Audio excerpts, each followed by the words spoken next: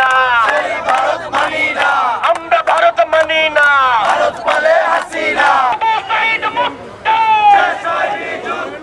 গোলামি নয় আজাদি।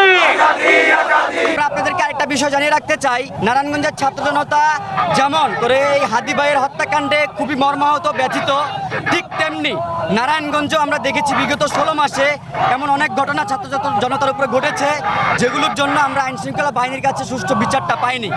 আমরা দেখেছি গত 15-20 দিন আগেও আমাদের 3 জন ছাত্র ভাইকে এই সাইনবোর্ডের কাছেই মিতালি মার্কেটে জানলেবা হামলা করা হয়েছে, তাদের মাথাকে দেশীয় অস্ত্র দ্বারা ফেরে ফেলা হয়েছে। আমরা মামলা করেছি কিন্তু মামলার কোনো অগ্রগতি আমরা দেখিনি। তো আমরা হাদি ভাই এই বাংলাদেশে আজাদির লড়াইয়ে যে রাস্তা দেখিয়ে গিয়েছে, বিচার চাওয়ার ব্যাপারে যে রাস্তা দেখিয়ে গিয়েছে, সেই বিচারের গতি ধরেই আমরা শুধুমাত্র হাদি ভাইয়ের বিচারে ক্ষান্ত না, বাংলাদেশের প্রত্যেকটা জনগণের সাথে ছাত্র জনতার সাথে ঘটে যাওয়া প্রত্যেকটা অন্যায়কে কেন্দ্র করে আমরা এই নারায়ণগঞ্জের সর্বাত্মক ব্লকেট ঘোষণা করেছি।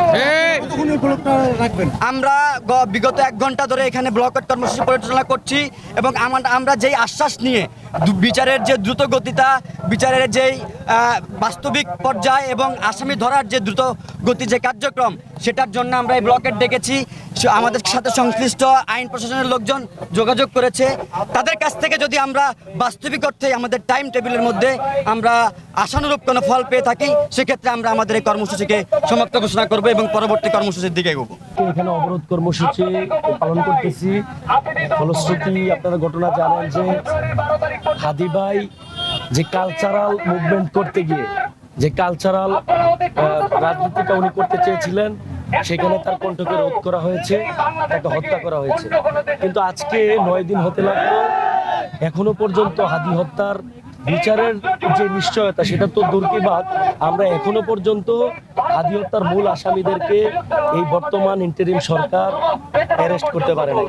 আমাদেরকে বিভিন্ন সময় বিভিন্নভাবে বোঝাচ্ছে যে ইন্ডিয়া পলায়ন করেছে, আবার অনেক গণমাধ্যম বলছে যে দেশেই রয়েছে। তাহলে আমাদের প্রশ্ন জাগে যে এখানে নিশ্চিতভাবে ইন্টারিম সরকার সহ প্রশাসনের বিভিন্ন গোয়েন্দা সংস্থাদের হাত থাকতে পারে, সেটা আমাদের অনুমান হচ্ছে। তো যদি এটা হয়েও থাকে, কিন্তু তার বিচার যেন কখনোই সাগর রুনির মতো না হয়ে যায়, তার বিচারটা যেন বাংলাদেশের জনগণ দেখতে পারে। কেননা হাদি চেয়েছিল মৃত্যুকে, সে পরোয়া করে নাই, সে চেয়েছিল আমার মৃত্যু হবে এতে কোনো আমার সমস্যা নাই, কিন্তু আমার আমাকে হত্যা করা হলে সেই খুনিদের জন্য বিচার করা হয়। সেই বিচার নিশ্চিতকরণের জন্য সারা বাংলাদেশে 8 বিভাগীয় শহরগুলোতে কর্মসূচি চলছে। আমাদের নারায়ণগঞ্জ বাংলাদেশের একটি ভাইটাল জেলা এবং আমাদের সাইনবোর্ড এই নারায়ণগঞ্জের একটি অন্যতম। আমরা এইখানে অবরোধ কর্মসূচি পালন করতেছি। আমরা ইনশাআল্লাহ বিচারের কোনো সিলসিলা না দেখা পর্যন্ত আমরা এই ইনকিলাব মঞ্চের দলমত নির্বিশেষে, আমরা হয়তো একটা দল করতে পারি, কিন্তু দলমত নির্বিশেষে ইনকিলাব মঞ্চের প্রোগ্রামগুলোকে আমরা বাস্তবায়ন করব। তো তাদের সাথে আমাদের জেলা প্রশাসন, পুলিশ প্রশাসন আলোচনা করেছে। আধা ঘন্টা প্রায় রাস্তা এই ঢাকা চিটাগং হাই রোডে বন্ধ ছিল, আমরা তাদের সাথে আলোচনা করেছি, তারা ইতিমধ্যে রাস্তাটা ছেড়ে দিয়েছে। আমরা সবাই আন্তরিক চেষ্টা করতেছি হাদি হত্যার সাথে যারা জড়িত তাদেরকে গ্রেপ্তার আওতায় নিয়ে আসবো। ইন্টারমিডিয়েটে আমরা 10 জনকে গ্রেপ্তার করেছি, আরও গ্রেপ্তার যারা বাকি আছে তাদের উদ্দেশ্যে আমরা গ্রেপ্তার করতে সক্ষম হব।